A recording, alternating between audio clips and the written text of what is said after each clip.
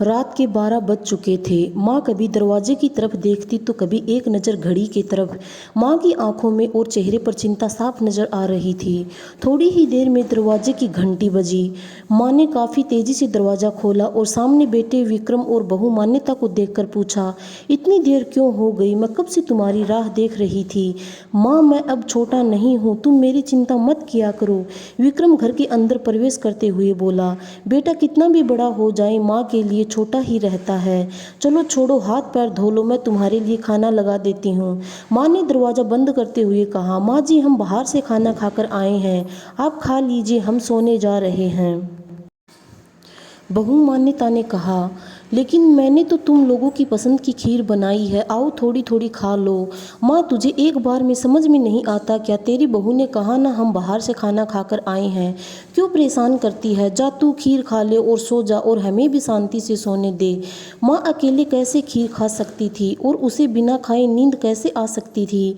क्योंकि बेटे के इंतजार में उसने भी कुछ नहीं खाया था। वह किचन में गई, एक गिलास पानी पिया और अपने रूम में चली गई। सुबह 10 बजे विक्रम की आंखें खुली। बाजू में मान्यता अभी भी सो रही थी। विक्रम हॉल में आया तो लैपटॉप के पास रखी एक चिट्ठी पर उसकी नज़र पड़ी। यह चिट्ठी किसकी हो सकती है? यह देखने के लिए उसने चिट्ठी खोलकर पढ़ना शुरू किया। मेरे लाल, तू सोच रहा होगा कि एक ही घर में रहते हुए ये चिट्ठी क्यों मैं तुम्हें बोलकर भी ये बात बता सकती थी। हाँ बता सकती थी, अगर तू मेरी बातें सुनना चाहता तो। किसी एक्सप्रेस गाड़ी की तरह तू आता है और कुछ ही पलों में निकल जाता है। खैर वो सब जाने दो। कल तुम्हारा जन्मदिन था इसलिए मैंने खीर बनाई थी। सोचा कम से कम आज के दिन साथ में बैठकर खाना खाएंगे।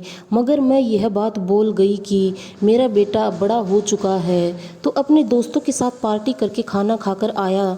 चलो मुझे इस बात की खुशी ही हुई। मेरी दवाइयाँ ख़त्म हो गई। मैंने कुछ दिनों पहले तुम्हें दवाई की एक चिट्ठी दी थी। अगर वक्त मिले तो वह दवाई मुझे ला कर देना, मुझे थोड़ी राहत हो जाएगी। विक्रम को याद आया कि 4-5 दिन पहले माँ ने एक दवाई की चिट्ठी दी थी।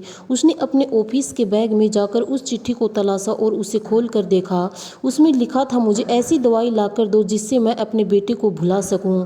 विक्रम को रियलाइज हुआ कि मुझसे बहुत बड़ी गलती हो गई है। उसकी आंखें नम हो गई। वह तुरंत अपने माँ के कमरे की तरफ दौड़ा।